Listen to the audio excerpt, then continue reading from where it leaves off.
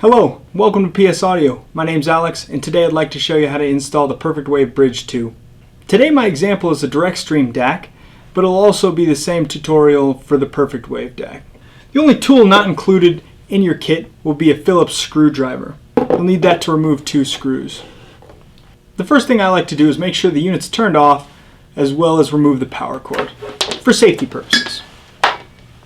Next, we'll want to remove the expansion port. This is held on by 2 screws on the back panel. Remove these 2 screws. You want to retain these 2 screws as they're going to be the same screws used to reattach the bridge.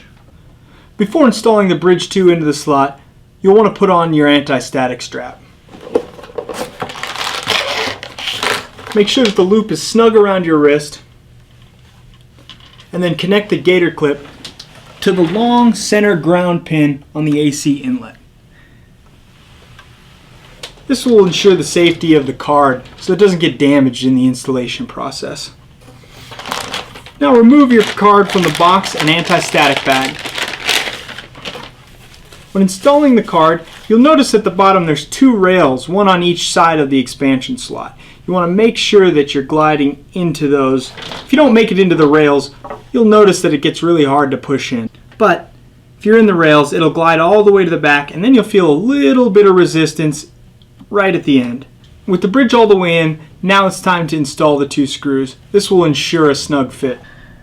Now that we've successfully installed the bridge into the DAC, it's time to update its firmware so that it recognizes the Bridge 2.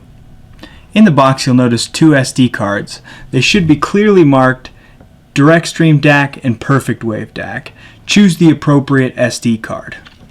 Now you'll install the SD card into the back of the DAC, the gold contacts facing out. Turn the unit on from the master switch on the back panel. This will begin the install process. The firmware takes about 1 to 2 minutes to install, and then it will begin to initialize as normal. Before installing the DAC back into your rack, you'll want to connect an Ethernet cable into the bridge port. After the install and the unit's initialized as normally, you'll want to navigate to the source selection page. You should now have a line item that reads Bridge 2. Select this item. You'll notice on the page a network hierarchy image. This will either be red or green. If the unit's successfully connected to your router, the unit should get an IP address and change from red to green. Now you're ready to stream music. If you encounter any troubles during the process, don't hesitate to contact PS Audio customer service. We'll be happy to help. Thank you very much for watching this tutorial video.